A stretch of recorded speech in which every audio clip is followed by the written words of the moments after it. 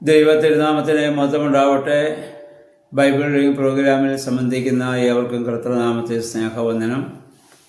യോശുവയുടെ പുസ്തകം 13-ാം അധ്യായം നമ്മളിന്ന് വായിക്കുന്നു. യോശുവ മോശയ്ക്ക് ശേഷം ഇസ്രായേൽ ജനത്തെ കനാനിലേക്ക് വഴി നടത്തുകയാണ്. കനാൻ്റെ ഏകദേശം പ്രദേശത്ത് അവർ എത്തുന്നു.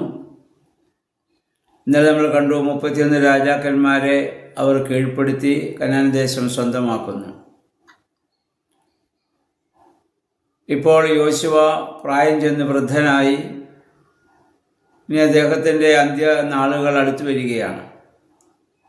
ഇവിടെ യഹോവയായ ദൈവം യോശുവയോട് പറയുന്നു, ഈ പിടിച്ചെടുത്ത കനാൻ ദേശം നീ ഇസ്രായേൽ ഗോത്രങ്ങൾക്ക് വിഭജിച്ചു കൊടുക്കണം. അങ്ങനെ ഈ പിടിച്ചെടുത്ത പശ്ചിമ കനാൻ്റെ ദേശം 9.5 ഗോത്രങ്ങൾക്കായി ഭാഗിച്ചു കൊടുക്കുന്നു. ബാക്കി 2.5 ഗോത്രങ്ങൾക്കുള്ളത് യോർദാന് കിഴക്ക് മോശയുടെ കാലത്ത് തന്നെ അവർക്ക് കൊടുത്തതായി നമ്മൾ നേരത്തെ കണ്ടതാണ്.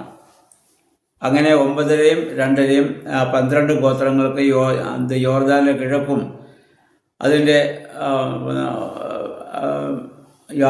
യോർദാൻ അക്കരെയുള്ള പ്രദേശങ്ങളുമായി ഭാഗിച്ചു കൊടുക്കുന്നു. ഇപ്പോൾ യോശുവയെ സംബന്ധിച്ചിടത്തോളം എന്തുദ്ദേശത്തോടുകൂടി ദൈവം തന്നെ ഈ സ്ഥാനത്താക്കിയോ അത് ദൈവാനുഭവത്തോടെ, ദൈവത്തിലുള്ള പൂർണ്ണമായ വിശ്വാസത്തോടുകൂടി യോശുവ തൻ്റെ കാലം അവിടെ പൂർത്തീകരിക്കുകയാണ്. തൻ്റെ ദൗത്യം അവിടെ പൂർത്തീകരിക്കുകയാണ്. പുതിയ നിയമത്തിൽ നമ്മളെ സംബന്ധിച്ചിടത്തോളം നമ്മുടെ രാജ്യം ഐഹികമല്ല. വിശ്വാസികളുടെ യഥാർത്ഥ രാജ്യം സ്വർഗീയ കനാനാണ്. ആ സ്വർഗീയ കനാനെ ലക്ഷ്യമാക്കി ഞാനും നിങ്ങളും യാത്ര ചെയ്യുന്നവരാണ്. മാമോദീസായിൽ ആരംഭിച്ച് ജീവിതമാകുന്ന മരുഭൂമി യാത്രയിലൂടെ യാത്ര ചെയ്ത് സ്വർഗീയ കനാനെ ലക്ഷ്യമാക്കി നമ്മൾ യാത്ര ചെയ്യുന്നു. ഈ യാത്രയിൽ സ്വർഗീയ മന്നയാകുന്ന കർത്താവിൻ്റെ ശരീരവും ഇസ്രായേൽ ജനം പാറയിൽ നിന്നുള്ളതായ വെള്ളം കുടിച്ചതുപോലെ കർത്താവിൻ്റെ രക്തവും നമ്മൾ പാനം ചെയ്ത് ആ വിശ്വാസത്തിൻ്റെ കണ്ണുകളാൽ സ്വർഗരാജ്യത്തെ കണ്ടുകൊണ്ട് നമ്മൾ മുന്നോട്ട് യാത്ര ചെയ്യുന്നു. നമ്മുടെ ദേശം സ്വർഗീയ കനാനാണ്. അവിടെയാണ് നമുക്ക് അവകാശമുള്ളത്. ഈ ഭൂമി നമ്മൾ യാത്ര ചെയ്യുന്ന മരുഭൂപ്രദേശം മാത്രമാണ്. ഇസ്രായേൽ ജനത്തിന് മരുഭൂമിയിൽ അവകാശങ്ങളൊന്നുമില്ലായിരുന്നു. അവിടെ നടന്നു പോയത് മാത്രമേ ഉള്ളൂ. താൽക്കാലികമായി അവിടെ കൂടാരമടിച്ചവരവിടെ താമസിച്ചു. അവിടെ താൽക്കാലികമായി സമാഗമന കൂടാരമണിത് ദൈവത്തെ അവർ ആരാധിച്ചു. ഇതുപോലെ ഈ ഭൂമിയിൽ നമുക്കുള്ളതായ സ്ഥലത്ത് നമ്മളും താൽക്കാലികമായ ഭവനങ്ങൾ പണിത് അവിടെ പാർക്കുകയും ഇവിടെ നമ്മൾ ദേവാലയങ്ങളും ആരാധനാലയങ്ങളും പണിത് ദൈവത്തെ ആരാധിക്കുകയും ചെയ്യുന്നു. ഈ മരുഭൂമി യാത്രയിൽ ഇനി ചെന്നെത്തുന്നതായ സ്വർഗീയ കനാനാണ് നമ്മുടെ യഥാർത്ഥ ദേശം. ആ ദേശത്തെ ലക്ഷ്യമാക്കി നമ്മൾ ജീവിക്കുന്നു. നമ്മുടെ കർത്താവ് നമ്മെ പഠിപ്പിച്ചതും ഉപദേശിച്ചതൊക്കെ ആ രാജ്യത്തെക്കുറിച്ചാണ്. അവൻ പറഞ്ഞു, ആ രാജ്യം നിങ്ങളുടെ സമ്പാദ്യം ആ രാജ്യത്താവട്ടെ. ആ രാജ്യത്തിൻ്റെ പ്രത്യേകത പുഴുവും തുരുമ്പും ഒന്നും നശിപ്പിക്കാത്ത രാജ്യവും സമ്പാദ്യവുമാണ് അവിടെ. ഈ ഭൂമിയിലുള്ളതൊക്കെ നശിച്ചു പോകുന്നതാണ്, താൽക്കാലികമാണ്. ആ അനിശ്ചിതമായ ലോകത്തെ ലക്ഷ്യമാക്കി ജീവിക്കുവാനും അതിനുവേണ്ടി പ്രത്യാശിക്കുവാനും നമുക്കിടയാവണം.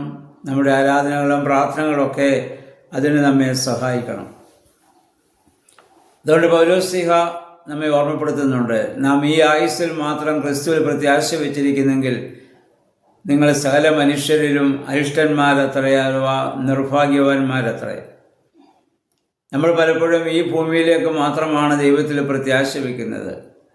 ഈ ഭൂമിയിലെ കാര്യങ്ങളൊക്കെ ക്രമമായി നമുക്ക് നടന്നു കിട്ടുവാനും രോഗങ്ങളോ കഷ്ടതകളോ പ്രതിസന്ധികളോ ഇല്ലാത്തൊരു ജീവിതം നയിക്കുവാനും നമ്മൾ ആഗ്രഹിക്കുന്നു. അപ്പോൾ പൗലോസ്ലീഹ പറഞ്ഞത്, മാത്രമാണ് നിങ്ങളുടെ ലക്ഷ്യമെങ്കിൽ നിങ്ങൾ നിർഭാഗ്യവാന്മാരാണ്. വരാനിരിക്കുന്ന ലോകത്തെ ലക്ഷ്യമാക്കി നമ്മൾ ജീവിക്കുമ്പോഴാണ് നമ്മൾ ഭാഗ്യവാന്മാരായിട്ട് തീരുന്നത്. ആ രാജ്യത്തെക്കുറിച്ച് കർത്താവ് പറഞ്ഞപ്പോൾ പറഞ്ഞു, ഞാൻ പോകുന്നു, നിങ്ങൾക്ക് സ്ഥലം ഒരുക്കാൻ പോകുകയാണ്. ഞാൻ വന്ന ശേഷം ഞാൻ നിങ്ങളെ ചേർത്തുകൊള്ളും, ഞാൻ ഇരിക്കുന്നിടത്ത് നിങ്ങളെ ഞാൻ ഇരുത്തും. അപ്പോൾ കർത്താവ് നമുക്ക് സ്ഥലമൊരുക്കിയ ശേഷം രണ്ടാമത് കർത്താവ് വീണ്ടും വരും. വിശ്വാസികളായവരെ തന്നോട് ചേർത്ത് താൻ ഇരിക്കുന്ന സ്ഥലത്ത് ആ സ്വർഗരാജ്യത്തിൽ നമ്മെ ഇരുത്തും. ആ രാജ്യത്തെ ലക്ഷ്യമാക്കിയാണ് നമ്മൾ വിശ്വാസ പ്രമാണം ചൊല്ലുന്നത്. മരിച്ചുപോയവരുടെ ആ ഉയർപ്പിനും വരുവാനിരിക്കുന്ന ആ ലോകത്തിലെ പുതിയ ജീവനുമായി ഞങ്ങൾ നോക്കി പാർക്കുകയാണ്. ആ ഒരു പ്രത്യാശ നമുക്കുള്ളത് കൊണ്ടാണ് ഈ ഭൂമിയിലെ എല്ലാ പ്രതിസന്ധി ഘട്ടങ്ങളെയും ക്ലേശങ്ങളെയും നിരാശകളെയും ദുഃഖങ്ങളെയൊക്കെ പ്രത്യാശയോടെ തരണം ചെയ്യുവാൻ ഒരു വിശ്വാസിക്ക് സാധിക്കുന്നത്. ആ ലോകത്തെ ലക്ഷ്യമാക്കി ജീവിക്കുവാൻ നമ്മുടെ പ്രാർത്ഥനകളും നമ്മുടെ ആരാധനകളൊക്കെയും നമ്മെ സഹായിക്കേണ്ടതാണ്.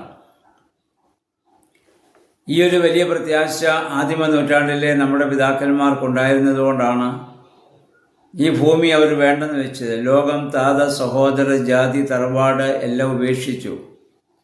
കർത്താവിനായി മരിച്ചാൽ മതി, മരിച്ചു കഴിയുമ്പോൾ അടുത്ത ലോകത്തേക്കുള്ള പ്രവേശനം സാധ്യമാകുന്നു എന്നുള്ള വലിയ കാഴ്ചപ്പാട് അവർക്കുണ്ടായിരുന്നു.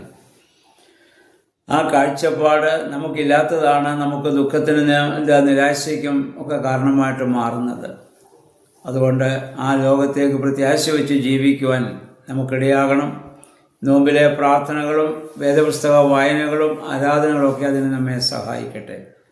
ദൈവമേ, അവരാനിക്കുന്ന ലോകത്തെ ലക്ഷ്യമാക്കി ജീവിച്ച് നശ്വരമായ ഭൂമിയേക്കാൾ ഉപരിയായ അനശ്വരമായ ലോകത്തെ ലക്ഷ്യമാക്കി ജീവിക്കുവാൻ ഞങ്ങളെ ശക്തീകരിക്കണമേ, പ്രാപ്തരാക്കണമേ എന്ന് നമുക്ക് പ്രാർത്ഥിക്കാം.